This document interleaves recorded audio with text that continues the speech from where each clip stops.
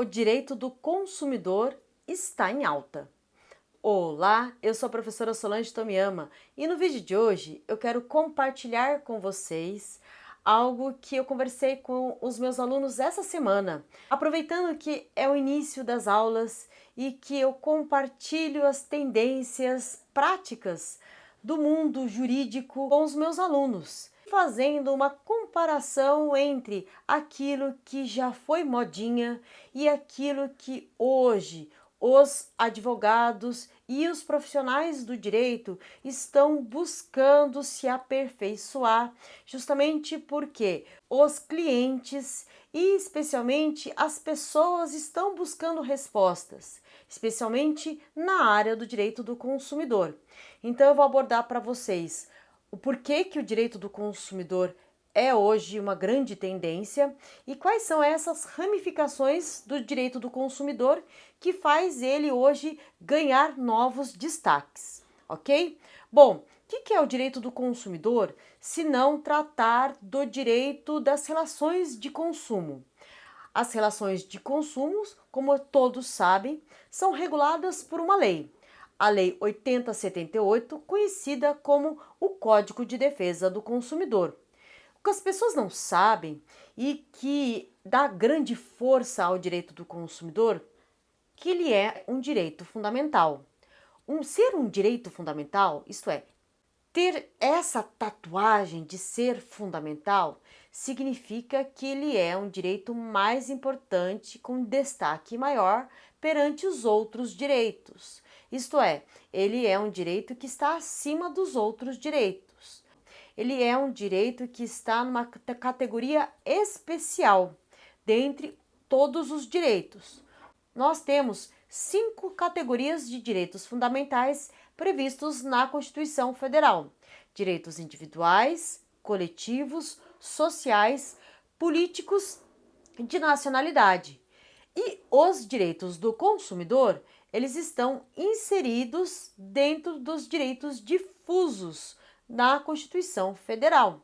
Então, eles têm essa proteção maior, isto é, tem uma lei especial, o Código de Defesa do Consumidor, mas ele tem uma garantia constitucional a mais. Então, é por isso que o poder público fica em cima e é por isso que a fiscalização e ainda existem órgãos de defesa do consumidor sistematicamente estão diante da fiscalização.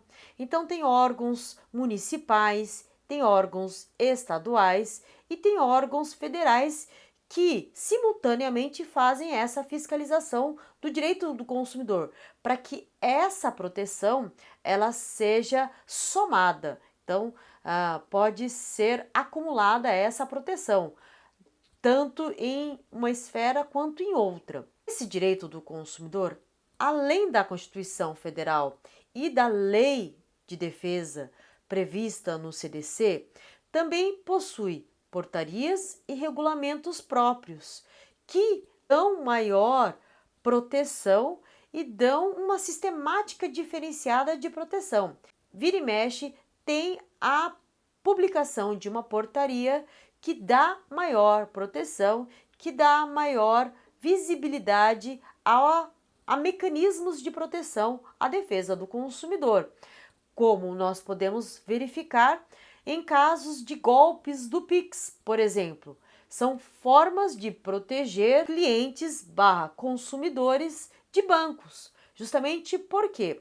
Porque já que acontece com maior frequência, o poder público percebeu que é necessário trazer mecanismos para proteger a parte mais fraca, justamente que é o consumidor. De outro lado, fica a fiscalização contínua e ainda a possibilidade de canais de denúncia e canais de instauração de processos administrativos. Vira e mexe, você vai lá ou provoca um órgão de defesa do consumidor ou até mesmo faz uma representação ao Ministério Público, que é o responsável justamente pela defesa dos interesses da sociedade.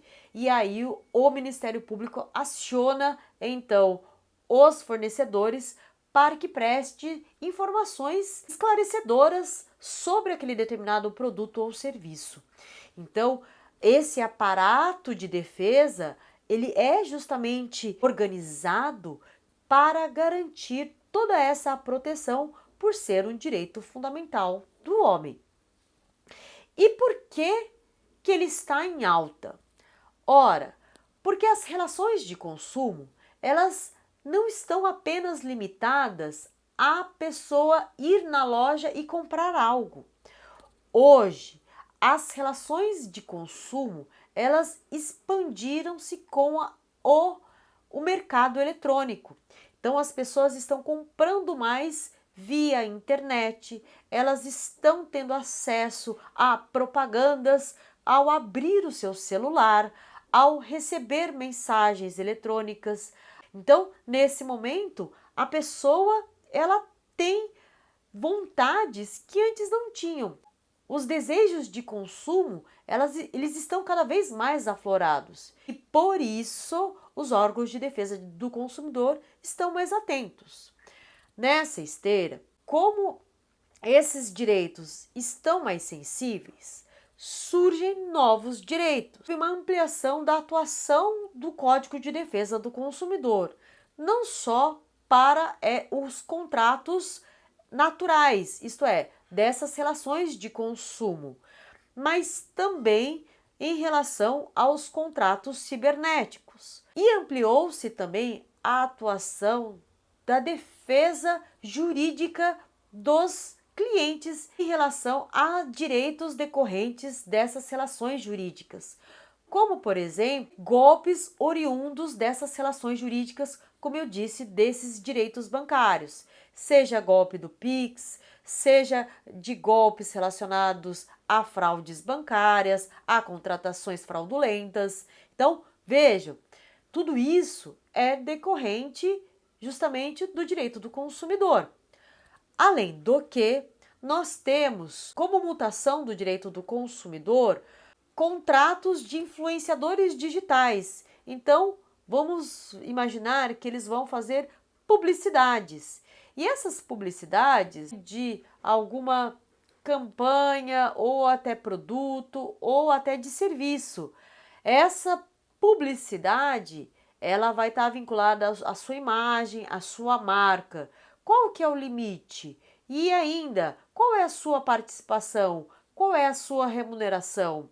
E se for algo que for ilícito ou ainda que cause prejuízo, qual é a corresponsabilidade do influenciador digital? E ele vai poder ser preso? Ele vai ser investigado? Então, nós já tivemos alguns casos de influenciadores que foram corresponsabilizados por isso, decorrentes do quê? Desses contratos. Ainda, consequência dessa mutação do direito do consumidor, nós temos alguns dados dentro dos aplicativos ou ainda dentro das compras digitais. Esses dados nós sabemos que não podem ser compartilhados. Mas se tem lá uma cláusula que autoriza, será que ele pode ser compartilhado? Ou ainda, dentro do aplicativo, será que se a gente excluir ou ainda se a gente limpar, e se for compartilhado, gera algum dever de indenização? Então, hoje, os dados sensíveis que nos pertencem, eles são muito caros. Eles devem ser tratados com muito cuidado, porque podem valer como ouro nas mãos das pessoas que querem nos vender. Então, por isso, eles não podem ser divulgados de forma aleatória, de forma facilitada. Então, até mesmo a divulgação desses dados, isso gera indenização, ainda decorrente dessa ação do direito do consumidor. As campanhas patrocinadas de produtos que se vende na internet, seja de cursos ou ainda seja de produtos que você é afiliado. Será que isso é lícito? ainda hoje em dia se pergunta, será que se você vender um produto ilegal, um veneno na internet, é possível? Quer dizer, você para comprar um remédio controlado, você precisa ter receita médica, mas na internet não precisa. Então, como é que isso? É uma terra sem lei? Não, é regulado pelo Código de Defesa do Consumidor e tem que ter especialistas que atuam nessa área. O que a gente conclui com tudo isso? Ora, você que está para se formar, você que está estudando, você que está advogando, início de carreira, ou você que está fazendo uma transição, fica de olho justamente nessas novas tendências hoje em dia, nessas novas áreas. Antigamente eram tratadas como sub-áreas do direito civil e que ganham hoje importância no cenário econômico e que tem tanto protagonismo que dele, como o direito do consumidor, acaba gerando consequências e até mesmo mutações que geram especialidades a partir deles, como eu acabei de explicar, e que de repente você pode ser um grande especialista nessa área. Bom, espero que você tenha gostado do vídeo. Se você gostou, compartilha com alguém que está buscando uma área nova, de repente não pensou que poderia se especializar também no direito do consumidor, que havia também esse novo nicho ou essa nova mutação nesse nicho que está bombando e que tem hoje suscitado estudos e aflorado tanto interesse nos profissionais da área do direito. E se inscreva no canal, porque assim eu sei diretamente que você gosta dos vídeos que eu faço daqui, com muito carinho para você daí. Te vejo no próximo vídeo, grande beijo, tchau, tchau!